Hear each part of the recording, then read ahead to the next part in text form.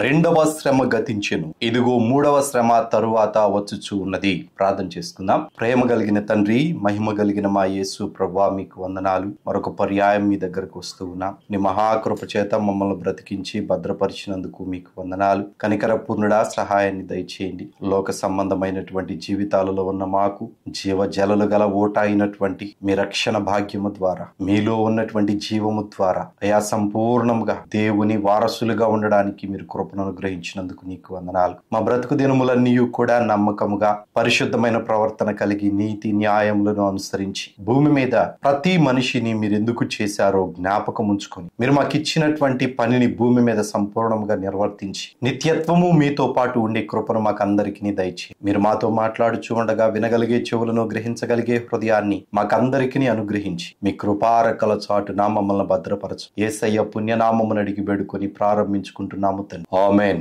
దేవునికి మహిమ కలుగును గాక. మీ అందరికీ నా హృదయపూర్వకమైనటువంటి వందనాలు. ప్రకటన గ్రంథము 11వ అధ్యాయము 14వ వచనాన్ని ఈ దినాన మనం ధ్యానం చేయబోతున్నాం. ఇక్కడ వ్రాయబడి ఉన్నటువంటి మాట, రెండవ శ్రమ గతించెను, ఇదిగో మూడవ శ్రమ తరువాత వచ్చుచూ ఉన్నది. ప్రకటన గ్రంథంలో తెగుళ్ళు అనేకములు ఉన్నాయి, శ్రమలు ఉన్నాయి. తెగుళ్ళు అనేటువంటివి ప్రాంతాలను బట్టి, అక్కడ ఉన్నటువంటి మనుషుల యొక్క పరిశుద్ధత అపరిశుద్ధతను బట్టి వేరు వేరు ప్రాంతాలలో కొన్ని తెగుళ్లను దేవుడు అనుగ్రహించారు. ముద్రల కాలంలోను బోరల కాలంలోను అవి జరిగినాయి. శ్రమలు అనేటువంటివి ప్రత్యేకించి 3 శ్రమలు అని వ్రాయించారు. ఈ 3 శ్రమల గురించి ఈ దినాన మనం ధ్యానం చేయడానికి ప్రభు కృపను అనుగ్రహించారు గనుక శ్రద్ధ కలిగి మనం ఆలోచిద్దాం. శ్రమల కాలము అనేటువంటిది భూమి మీద లేదు, క్రైస్తవులకు అనేవాళ్ళు ఉన్నారు. అయితే దేవుని యొక్క మహాప్రణాళిక ప్రకారము, ప్రకటన గ్రంథ లేఖనాల ప్రకారము పునరుద్ధానము అనేటువంటిది హతసాక్షులైనటువంటి వారికి మాత్రమే జరిగినది.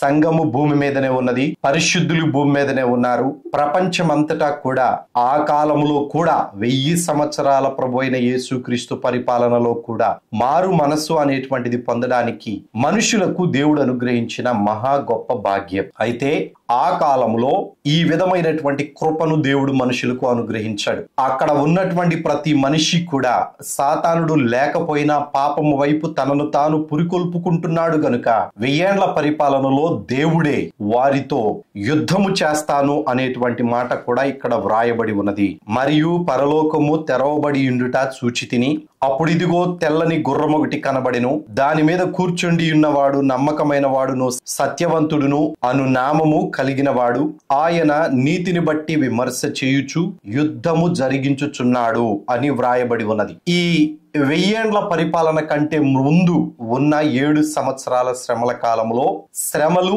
అనేటువంటివి 3 విధాలుగా దేవుడు విభజించాడు. మనుషులందరికీ కూడా తెగుళ్ల వలన శ్రమలు రావచ్చు, భూమి మీద జరుగుతూ ఉన్నటువంటి యుద్ధముల వలన శ్రమలు రావచ్చు, కరువుల వలన శ్రమలు రావచ్చు.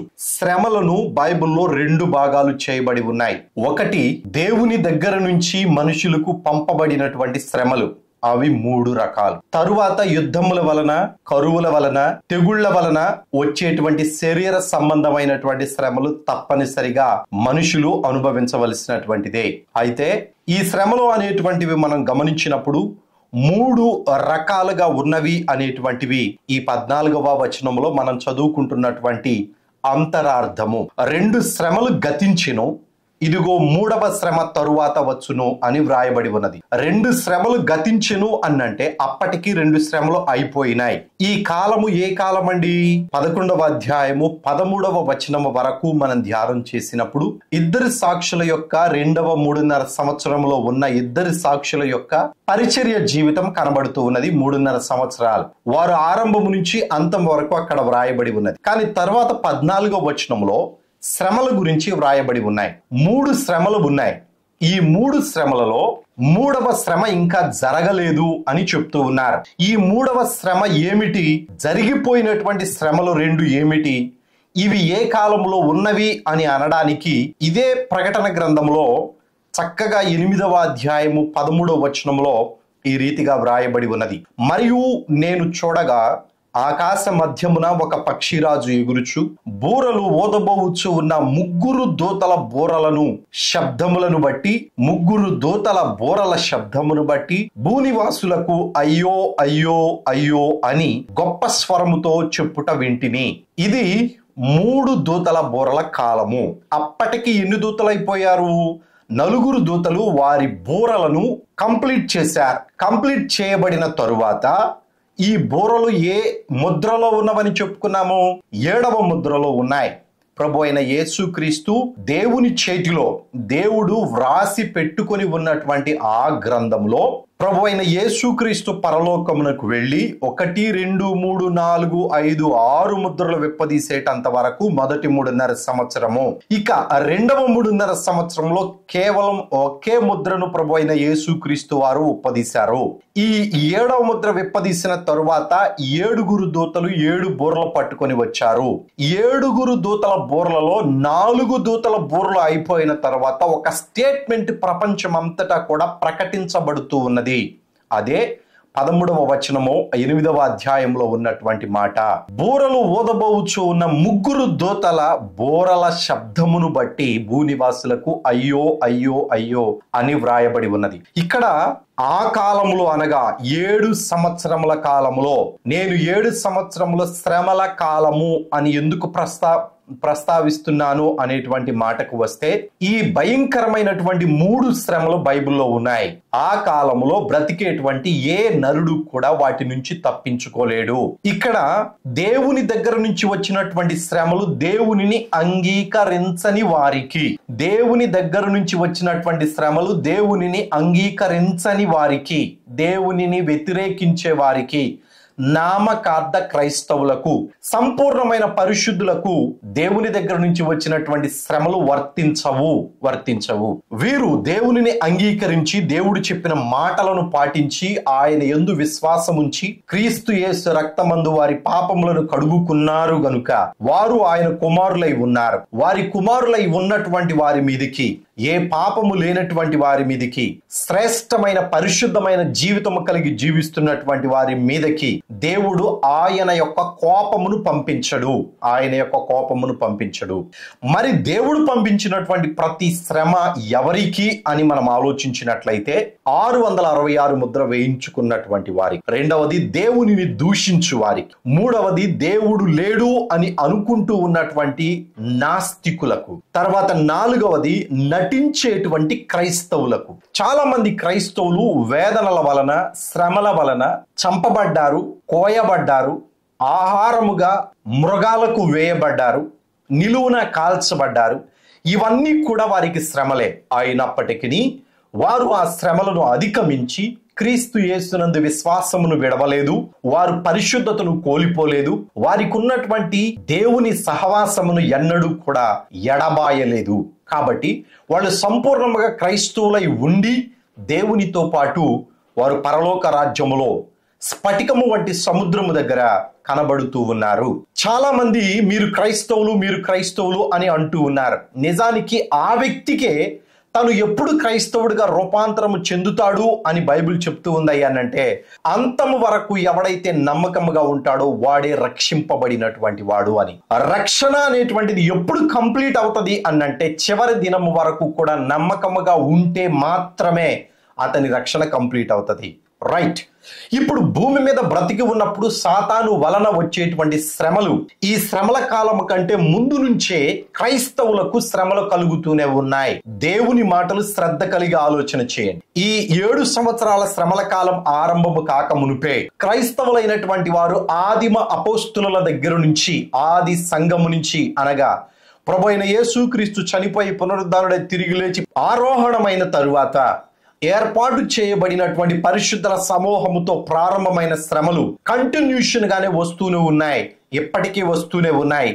7 సంవత్సరాల శ్రమల కాలంలో కూడా క్రైస్తవులకు శ్రమలు ఉంటాయి. చాలా క్లియర్ గా బైబిల్ వాక్యం స్పష్టంగా చెప్తూ ఉన్నది. సాతాను నియంత అబద్ధ ప్రవక్త అయినటువంటి వారు 7 సంవత్సరాలు కంప్లీట్ అయిపోయేటంత వరకు వారిని తీసుకువెళ్లి నియంతను అబద్ధ ప్రవక్తను అగ్నిగుండములో పడవేసేటంత వరకు, లూసిఫర్ అనేటువంటి వాడిని తీసుకుని వెళ్లి పాతాళములో పెద్ద సంఖ్యల చేత బంధించబడేటంత వరకు ఈ క్రైస్తవులు అని పిలువబడుతున్నటువంటి వారు, లేదా బైబిల్ లెక్క ప్రకారం సంపూర్ణమైనటువంటి విశ్వాసులుగా ఉండడానికి తపన పడుతూ ఉన్నటువంటి వారు, దేవుని యందు విశ్వాసము ఉంచి జీవనాన్ని కొనసాగిస్తూ ఉన్నటువంటి వారికి ఈ ముగ్గురి వలన శ్రమలు రాక మానవు. అయితే ఈ క్రైస్తవ్యములో ఉన్నటువంటి వారికి, క్రీస్తును అంగీకరించినటువంటి వారికి దేవుని దగ్గర నుంచి వచ్చేటువంటి శ్రమలు పనిచేయవు. దేవుని దగ్గర నుంచి వచ్చినటువంటి శ్రమలు పనిచేయవు. ఆ శ్రమలు కేవలం దేవునిని వ్యతిరేకించేటువంటి వారికి, దేవునిని దూషించేటువంటి వారికి, నియంతకు అబద్ధ ప్రవక్తకు తల వంచినటువంటి వారికి, 666 చేతి మీద కానీ వేసుకున్నటువంటి వారికి మాత్రమే శ్రమలు. చాలా మంది ప్రకటన గ్రంథం చదివితేనే శ్రమలు అంటారు. అజ్ఞానము. ఆ ప్రసంగాలు వింటేనే మా జీవితాలలో భయం కలుగుతూ ఉన్నది అంటారు. అది మీ మూర్ఖత్వం. ఈ వెళ్ళబోయేటువంటిది ఆ శ్రమల గుండానే అని తెలిసిన తర్వాత కూడా భూమి మీద ఒకవేళ మనము బ్రతికి ఉండగానే, ఇప్పుడు ప్రస్తుతానికి ఇశ్రాయేలీల దేశంలో యుద్ధాలు జరుగుతూ ఉన్నాయి, వాళ్ళు ఒకవేళ మందిరము కడితే తప్పనిసరిగా మన జనరేషన్ లోనే ఈ 7 సంవత్సరాల శ్రమల కాలము జరుగుతుంది అనేటువంటిది నా గట్టి విశ్వాసము. ఈ 7 సంవత్సరాలలోనూ యేసుక్రీస్తు చనిపోయి పునరుద్ధానుడై తిరిగి లేచి వెళ్ళినది మొదలుకొని సంఘమునకు శ్రమలు అనేటువంటివి తప్పనిసరిగా వస్తూనే ఉన్నాయి. ఎక్కడా కూడా అవి ఏ సమంతైనను తగ్గలేదు. సాతానుడు మనుషుల హృదయాలను ప్రేరేపించి వారిని మూర్ఖత్వములోనికి తీసుకుని వెళ్ళి ఆ మూర్ఖత్వపు మనసును వాళ్ళల్లో నిలబెట్టి వాళ్ళు ఏమి చేస్తున్నారో కూడా తెలియనటువంటి పైచాచిక దుష్టత్వమును వాళ్ళ మనస్సులలో పెట్టుకొని వారు దేవుని బిడ్డలైనటువంటి వారిని బహు భయంకరంగా వేధించారు. ఇవి రాజుల కాలంలోనూ జరిగింది, ఎప్పటి వరకు కూడా జరుగుతూనే ఉన్నది, ఈ 7 సంవత్సరాలలో కూడా జరుగుతుంది.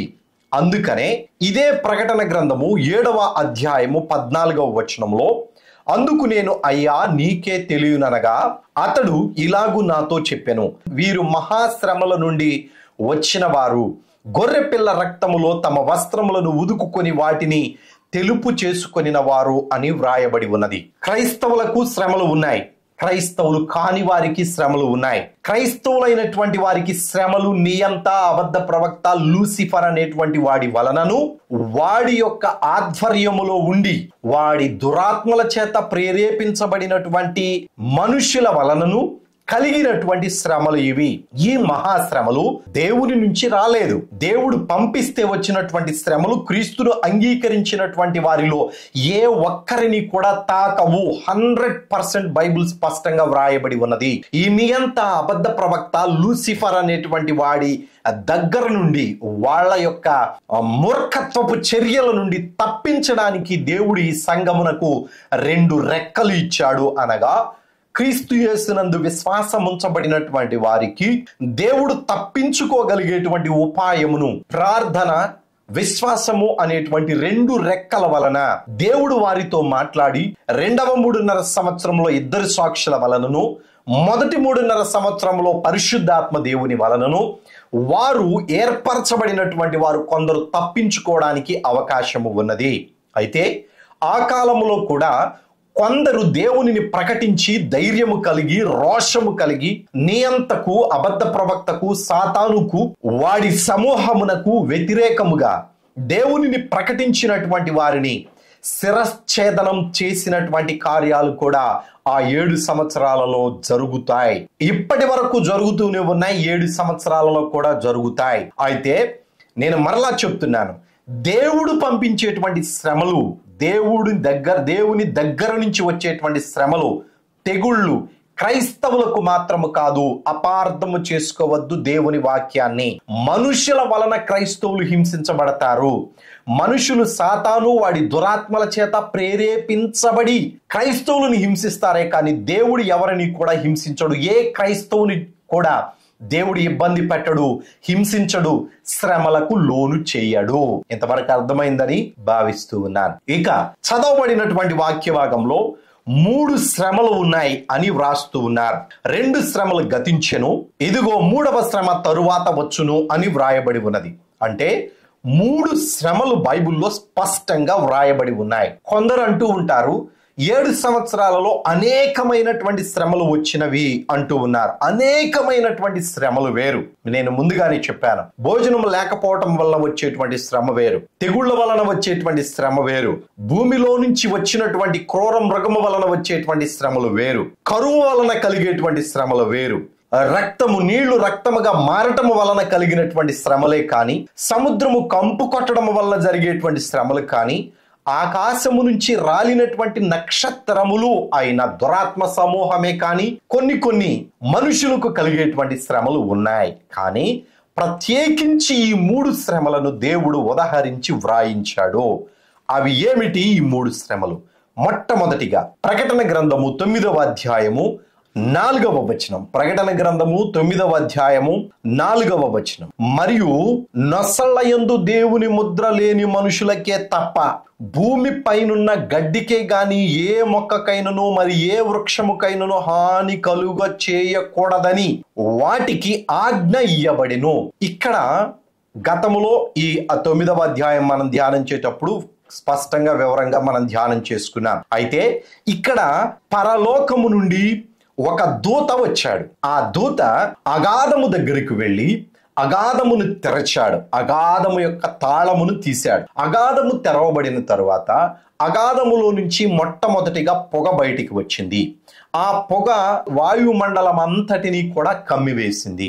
ఆ పొగ వస్తూ ఉండగా ఆ పొగ చివరి భాగంలో మిడతలు భూమి మీదకు వచ్చినాయి. ఈ మిడతలు ఏ రీతిగా ఉన్నాయి? ఆ బంగారపు మైమరవు కిరీటములను వాటి తలల మీద ఉండెను. వాటి ముఖము మనుషుల ముఖము వంటిది, స్త్రీల తల వెంట్రుకల వంటి తల వెంట్రుకలు వాటికి ఉండెను. వాటి పండ్లు సింహపు కోరల వలె ఉండెను. ఇనప మైమరవుల వంటి మైమరవులు వాటికి ఉండెను. వాటి రెక్కల ధ్వని యుద్ధమునకు పరిగెత్తు విస్తారమైన గుర్రముల రథముల ధ్వని వలె ఉండెను. తేళ్ల తోకల వంటి తోకలను కొండ్లును వాటికి ఉండెను. 5 నెలల వరకు వాటి తోకల చేత మనుషులకు హాని చేయుటకు వాటికి అధికారము ఉండెను. ఈ విధమైనటువంటి మిడతలు ఆ పొగ వెనక వచ్చినాయి. పాతాళములో నుంచి ఈ మిడతలు బయటికి వచ్చి ప్రపంచం అంతటా కూడా ఆవరించి ఉన్నాయి. అయితే వీటి మీద నియమింపబడినటువంటి దేవుని దూత, చాలా మంది పాతాళపు దూత అంటే లూసిఫర్ గాడు దూత అంటున్నారు.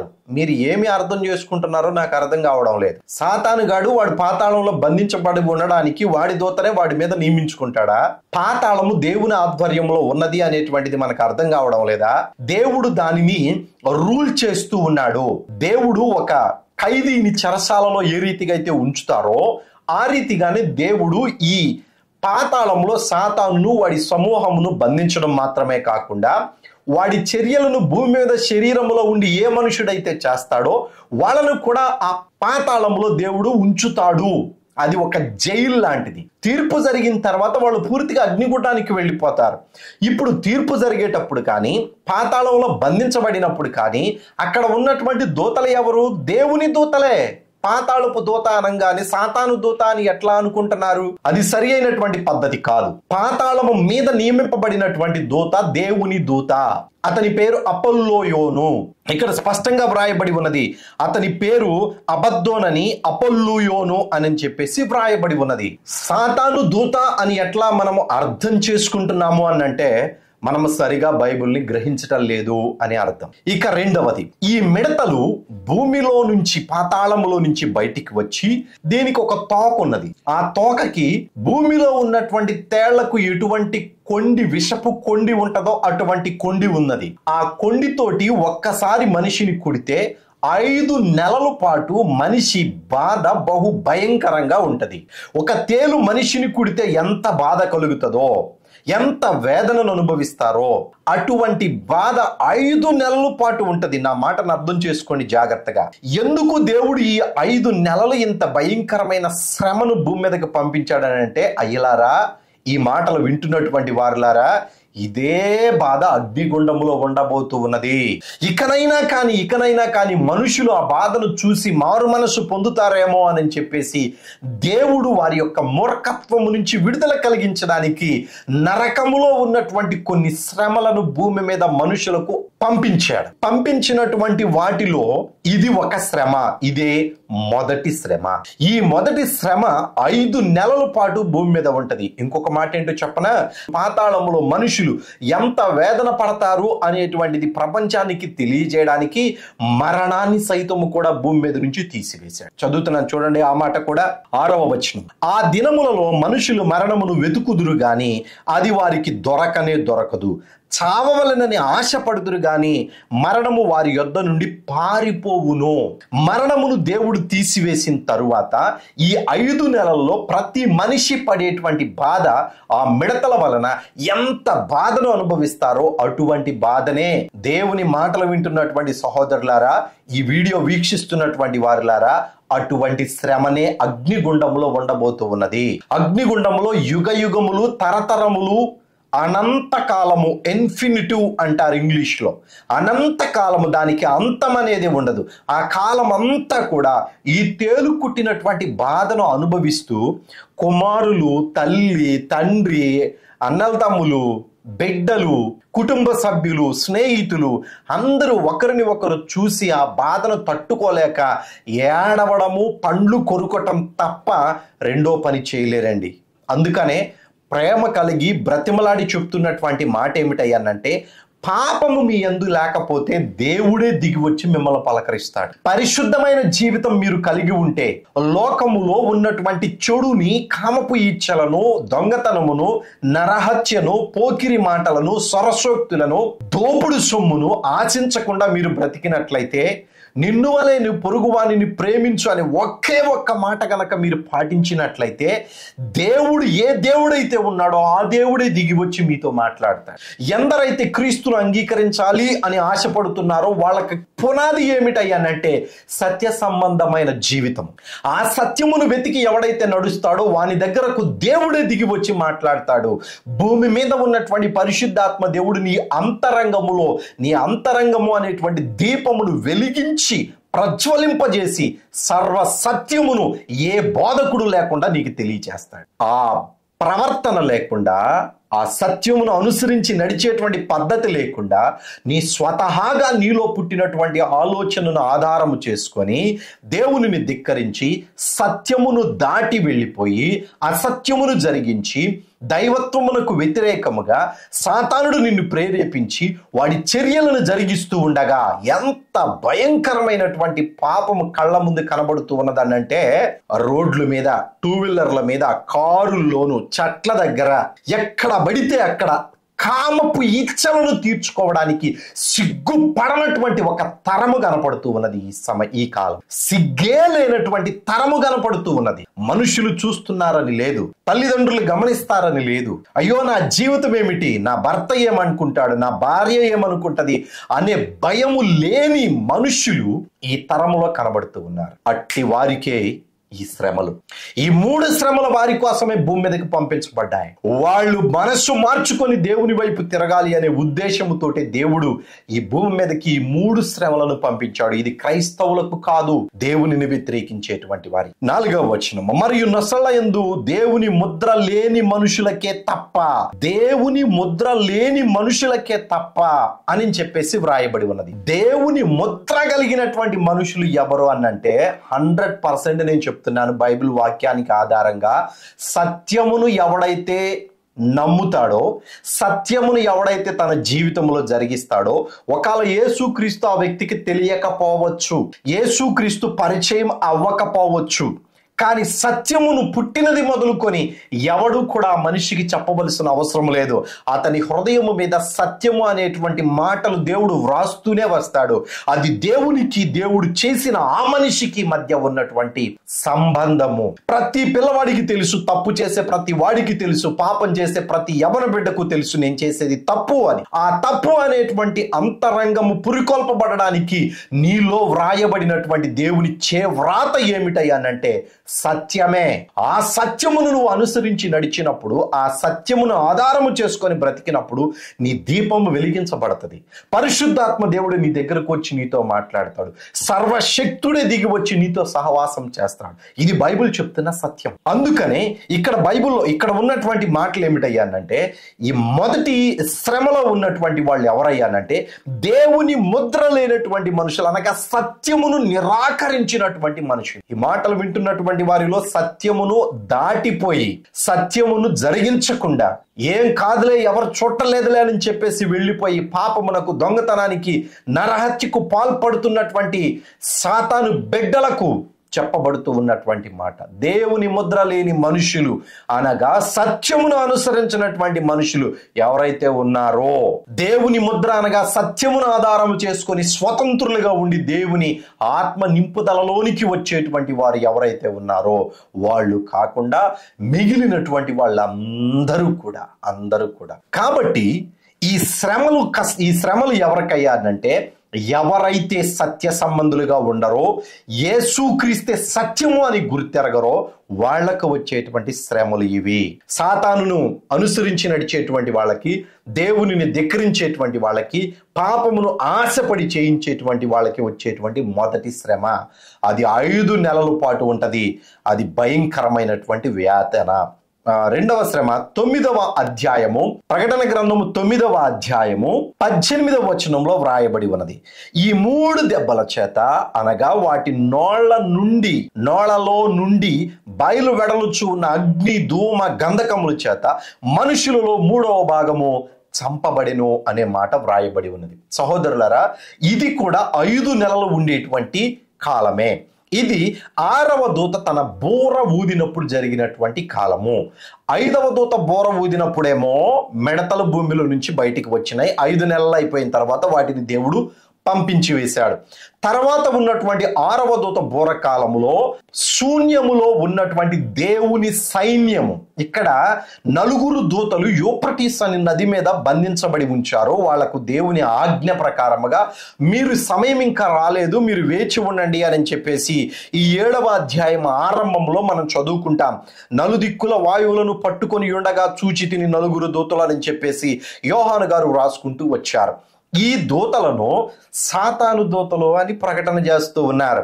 పొరబడి ఉండవచ్చు కానీ వీరు సాతాను సంబంధులు కాదు, నెట్టివేయబడినటువంటి దూతలు కాదు, వాయుమండలంలో విడిచిపెట్టబడినటువంటి సాతాను గుంపు కాదు. వీళ్ళు దేవుని సమూహము. దేవుని సైన్యము వేరు, యేసుక్రీస్తు సైన్యము వేరు.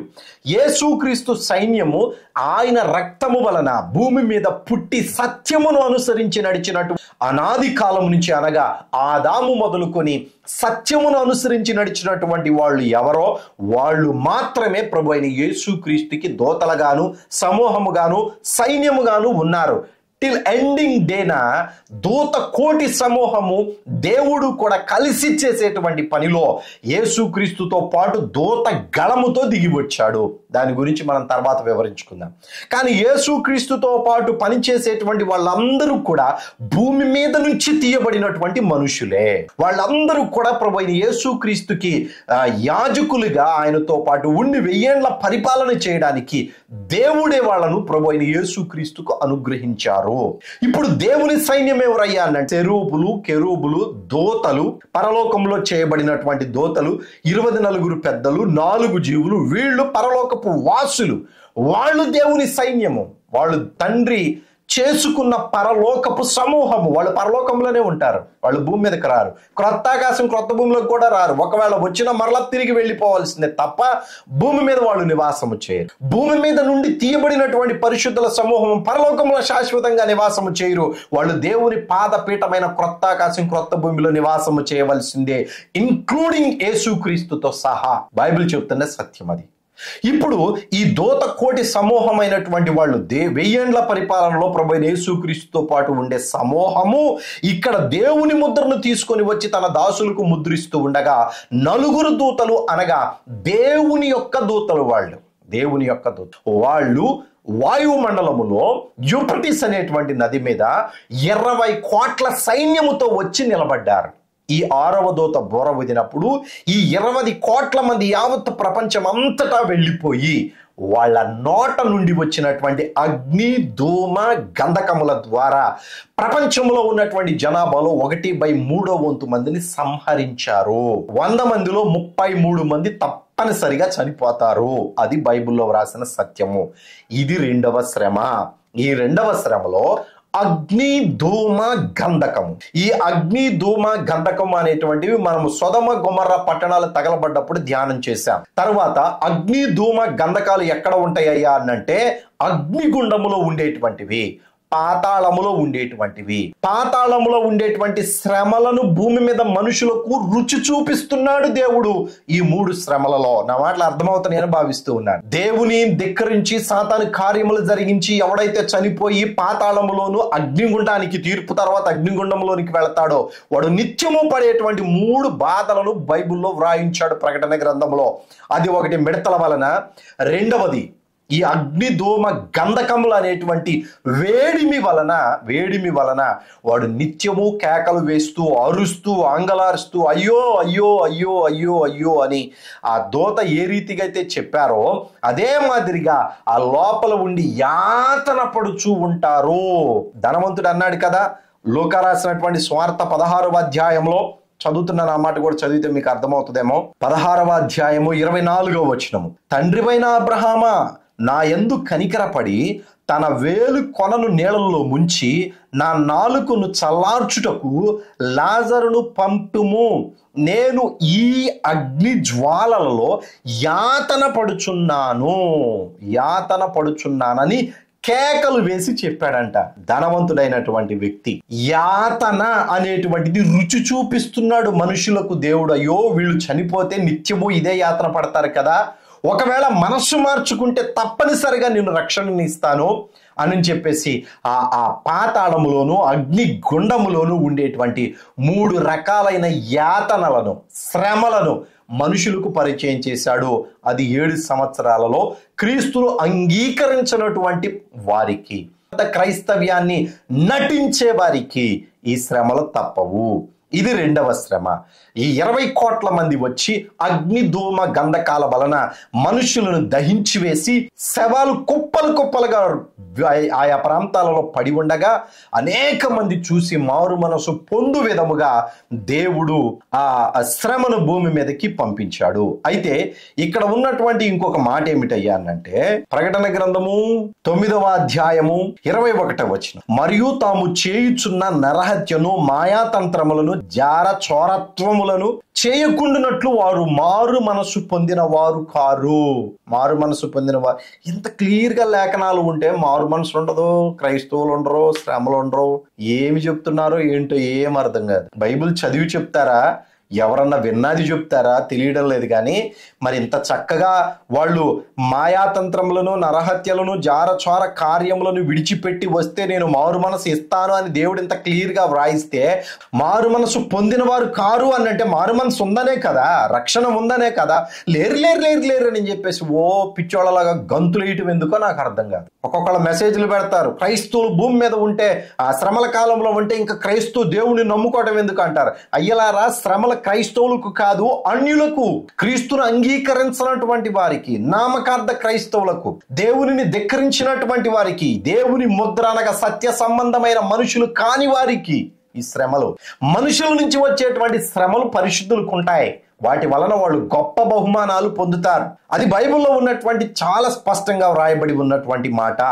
అయితే ఈ శ్రమ వలన కూడా చాలా మంది దేవుని వైపు తిరిగి మారు మనసు పొందడానికి ఒప్పుకోరు. ఇక 3వ శ్రమ ఏమి? ఇక్కడ 11వ అధ్యాయము రెండు శ్రమలు గతించిన అనగా ఇప్పుడు మనం ధ్యానం చేసిన రెండు శ్రమలు గతించిపోయిన తర్వాత 7వ దూత తన బోర ఊదినప్పుడు మరలా 7 దూతలు 7 పాత్రలు పట్టుకొని వచ్చారు. ఈ 7 పాత్రల్లో ఒక్కొక్క పాత్ర కొమ్మరించబడినప్పుడు కొన్ని తెగుళ్ళు వచ్చినాయి. సముద్రం పీనుగ రక్తంగా మారిపోయింది. సాతాను ముద్ర వేయించుకున్నటువంటి వారికి చెడ్డ పుండ్లు పుట్టినాయి. 5వ దూత తన పాత్రను క్రూర మృగం యొక్క సింహాసనం మీద కొమ్మరించింది. అది చీకటి కమ్మిపోయింది. చీకటి కమ్మిపోయినటువంటి సమయంలో జరిగిన సంగతి పూర్తిగా వాడిని వెంటాడుతున్నటువంటి వాళ్ళందరూ ఒక్కసారి వ్యతిరేకమవుతారు లూసిఫర్కి. 6వ దూత పాత్ర కొమ్మరించినప్పుడు యూఫ్రటీస్ నది ఎండిపోయింది. 7వ దూత తన పాత్రను కొమ్మరించినప్పుడు జరిగిన సంగతి 3వ శ్రమ. అదేమిటయ్యా అనంటే భయంకరమైనటువంటి భూకంపము కలిగింది. ఆ భూకంపము వలన అన్యుల పట్టణాలన్నీ కూడా పాడైపోయినాయి. అనేకమైనటువంటి కట్టడాలు పడిపోయినాయి. ఈ కట్టడాలు పడిపోతూ ఉండగా 50 కేజీలు ఉన్నటువంటి వడగండ్లు పడతాయి. 5 మణుగులు అని వ్రాసారు. ఇక్కడ 20వ వచనం చదువుతున్నాను. ప్రతి దీపమును 16వ అధ్యాయము 20వ వచనం ప్రకటన గ్రంథం. ప్రతి దీపము పారిపోవును, పర్వతములు కనబడకపోవును. 21 5 మణుగులు బరువు గల వడగండ్లను ఆకాశము నుండి మనుషుల మీద పడెను. ఆ వడగండ్ల దెబ్బ మిక్కిలి గొప్పదైనందున మనుషులు ఆ దెబ్బను బట్టి దేవునిని దూషించిరి. ఈ బాధ మనిషి మీదకి ఒక్కసారి 50 కేజీల ఆ మంచు ముక్క పడింది అనంటే మనిషి ఎక్కడికక్కడ ఎముకలు విరిగిపోతాయి కదా. విరిగిపోయి భయంకరమైన యాతనను అనుభవిస్తూ ఉంటాడు కదా. ఎక్కడా కూడా అతనికి సరి అయినటువంటి ఆ ట్రీట్మెంట్ జరగదు. ఇంకా ఎక్కడ ఏ ప్రాబ్లం ఉందో కూడా గుర్తుపట్టలేనటువంటి విధముగా అతని శరీరం పాడైపోతుంది. అతన పడి చనిపోవడం తప్ప ఇక రెండో పని ఉండదు. ఇది ఎందుకు పెట్టాడయ్యానంటే ఈ మాట చెప్పి నేను ముగిస్తాను. సాతానుడు అనేటువంటి వాడు బహు చెడ్డవాడు. దేవునిని నమ్ముకున్నటువంటి బిడ్డలను హింసించడంలో రోగాల ద్వారా హింసిస్తాడు. వాడు కొంతమంది మనుషులను ప్రేరేపించి మన శరీరాన్ని ఇబ్బంది పెట్టి మనల్ని శ్రమలకు పాలు చేస్తూ ఉంటాడు. ఇవన్నీ కాకుండా దురాత్మకు కొంత ప్రభావం ఉంటది. ఆ దురాత్మ ప్రభావము మనుషులను కొట్టగలిగేటువంటి శక్తి ఉన్నటువంటి ప్రభావము, దెబ్బ కొట్టగలిగేటువంటి ప్రభావం ఉన్నది. కొంతమంది అంటూ ఉంటారు, అన్నా నేను కూర్చొని ఉంటే ఏదో వచ్చి నా గొంతు పట్టుకొని నులిమేస్తూ ఉన్నదన్నా, నా మీద కూర్చొని ఉండి నన్ను ఊపిరాడకుండా చేస్తూ ఉన్నదన్నా అని కొందరు చెప్తూ ఉంటారు. నేను దాన్ని నమ్మలేదు. నేను మొట్టమొదటి ప్రసంగం చేసినటువంటి దినాన నా నోరు తెరవకుండా బంధించడానికి వచ్చిన దురాత్మను బట్టి నేను స్పష్టంగా చెప్పగలుగుతూ ఉన్నాను. వాడు వచ్చి నా నోటిని ఎంత ప్రయత్నం చేసినా నోరు తెరవకుండా మూత వేయబడి ఓపెన్ కావడానికి నా శక్తి చాలడం లేదు. అటువంటి స్థితి కలిగించినటువంటి వాడు దురాత్మయే. అంటే నేను చెప్పనుద్దేశించినటువంటిది ఏమిటయ్యానంటే ఆ అగ్నిగుండంలో లేదా పాతాళంలో నువ్వు ఎవరినైతే నమ్మి వెళ్ళావో వాడు తిరిగి మరలా నీ మీద భయంకరమైన ప్రభావాన్ని చూపిస్తాడు. ఒకటేమో అక్కడ ఉన్నటువంటి మిడతల వలన నువ్వు యాతన పడతావు. రెండవది అగ్ని ధూమ గంధకాలు నీ చుట్టూ ఉంటాయి, దాని వలన యాతన పడతావు. మూడవది ఈ సాతానుగాడే నిన్ను దెబ్బ కొడతా ఉంటాడు. అనగా కొట్లాటల్లో ఒకడు కొట్టుకున్నట్లుగా ఈ దురాత్మయే నీ మీద రివెంజ్ తీర్చుకుంటా ఉంటాడు. నిన్ను హింసిస్తాడు, కొడతాడు. వాడు కొట్టే దెబ్బ ఎట్లా ఉంటది అనంటే ఈ 5 కేజీల వడగండ్ల దెబ్బ మనిషికి తగిలితే, శరీరానికి తగిలితే ఎముకలో ఇరిగిపోయో లేదంటే పడి చచ్చిపోతాడు. కానీ ఆత్మకు మాత్రం ఆ దెబ్బ ఉంటది. సాతానుగాడు కొడితే ఆత్మను కొడతాడు. ఆ ఆత్మకు నొప్పి తెలుస్తుంది, బాధ తెలుస్తుంది. మనిషి శరీరంలో ప్రాణం ఉంటేనే కదా, ఆత్మ ఉంటేనే కదా దాహము, భోజనం తినడానికి కానీ, మాట్లాడడానికి కానీ, వినడానికి కానీ, చూడడానికి కానీ పనిచేసేటువంటిది. ఆ ఆత్మకే కదా ఇవన్నీ. చూడడం కానీ, మాట్లాడడం కానీ, నడవడం కానీ ఇవన్నీ కూడా ఆత్మే. ఆత్మ మనిషిలో లేకపోతే అది కేవలం మట్టే. కాబట్టి ఆ ఆత్మను సాతానుగాడు ఆ పాతాళంలో యాతన పెడతా ఉంటాడు. నిన్ను ఒక 50 కేజీల రాయితోటి ఇసిరి కొట్టినప్పుడు ఎంత దెబ్బ అయితే తగులుతుందో అటువంటి దెబ్బ ఆ అగ్నిగుండంలో సాతానుగాడు నిన్ను ఏదిస్తాడు అనేటువంటిది ఒక సూచన. ఆ యాతన పడకూడదు అనే దేవుడు ముందుగానే నీకు తెలియజేస్తూ ఉన్నాడు. అయితే ఇందులో ఇవి ఆకాశము నుంచి పడుతున్నాయి కదా, 50 కేజీల వడగళ్ళు, 5 మణుగుల వడగళ్ళు, మరియు దేవుని బిడ్డలకు ఏ హాని కలిగించవనంటే ఒక్క ఒక్కరికి కూడా హాని కలిగించు. దేవుడు బహుజ్ఞానము కలిగిన వాడు. తన బిడ్డల పట్ల ఆయన చూపేటువంటి శ్రద్ధ అతీతమైనటువంటిది, ఆశ్చర్యాన్ని కలిగించేటువంటిది. ఒకవేళ నువ్వు ఆదమరచి నువ్వు నిద్రించవచ్చు, కానీ దేవుడు కునుకడు నిద్రపోడు. తన బిడ్డల పక్షమున నిలబడి తన దూతలకు ఆజ్ఞాపించి ఎటువంటి కీడు జరగనివ్వడు. మనుషుల వలన నీకు కీడు జరిగినప్పుడు అది నీకు ఆశీర్వాదమే, కానీ దేవుని దగ్గర నుంచి ఎవరికి ఎటువంటి హాని కీడు అనేటువంటిది రాదు దేవుని బిడ్డలైనటువంటి వారికి. సో కాబట్టి ఇవి అగ్నిగుండములో ఉండేటువంటి 3 రకాల శ్రమలు. ఈ 3 రకాల శ్రమలు భూమి మీద శరీరులకు దేవుడు రుచి చూపించడానికి మిడతలను 5 నెలలు భూమి మీదకి తీసుకుని వచ్చాడు. వాయుమండలంలో ఉన్నటువంటి ఆ 4 దూతలు ఒక్కొక్క దూతకి 5 కోట్ల మంది దూతల 5 కోట్ల మంది సైన్యముతోటి 20 కోట్ల మంది సైన్యము 2వ శ్రమలో పనిచేశారు. ఇక 3వ శ్రమ ఏమిటంటే ఆకాశము నుంచి భూమి మీదకు వచ్చినటువంటి వడగండ్ల దెబ్బకు మనుషులు బెంబేలెత్తిపోయి బాధపడి ఇంత వేదన, ఇంత ఇబ్బంది పెట్టినటువంటి దేవునిని దూషించిరి అని వ్రాయబడి ఉన్నది. అయితే చనిపోయినటువంటి వాళ్ళందరినీ కూడా దేవుడు అన్యాయంగా ఏమి చంపలేదు. వారి యొక్క పాపము పరిపక్వమైతేనే ఆ వడగండ్లు వాళ్ళ మీద పడతాయి. వారి పాపము పరిపక్వమైతేనే ఆ మిడతలు వచ్చి వాళ్ళను కొడతాయి. వారి పాపము పరిపక్వమైతేనే 20 కోట్ల మంది సైన్యంలో వాళ్ళు చనిపోతారు. ఇక ఈ మిడతల దండు వచ్చినప్పుడు మాత్రము కుట్టినటువంటి దెబ్బ నొప్పి వలన మనుషులు మారు మనసు పొందాలి అని దేవుడు ఆశపడుతున్నాడు, కానీ వాళ్ళని చంపి తీసుకుని వెళ్ళి అగ్నిగుండంలో వేసేద్దాం అనేది మాత్రం దేవుని ఉద్దేశం కాదు. ఈ 3 శ్రమలు బైబిల్లో అతి ప్రాముఖ్యమైనటువంటి శ్రమలు. ఇంతటితోటి ప్రకటన గ్రంథం 11వ అధ్యాయము 14వ వచనాన్ని ధ్యానం చేశాం. ఈ ప్రకటన గ్రంథం పుస్తకం కావాల్సినటువంటి వాళ్ళు మీ అడ్రస్ ను వాట్సాప్ లో పంపించండి. కొందరు పంపించిన వెంటనే రావాలి అంటున్నారు. సహోదరులారా, ఒక వారమునకు మేము పంపిస్తూ ఉన్నాం. వారంలో ఒక 20-30 అట్లా అవుతూ ఉన్నాయి. వాళ్లకు పోస్టులో ఒకసారి పంపిస్తూ ఉన్నాం కనుక కొంచెం లేట్ అవ్వచ్చు. మీకు తప్పనిసరిగా పోస్టులోనైతే నేను మీకు పంపిస్తాను. దేవుని కృప మీకు మీ కుటుంబాలకు తోడై ఉండను గాక. వందనాలు. సెలవు తీసుకు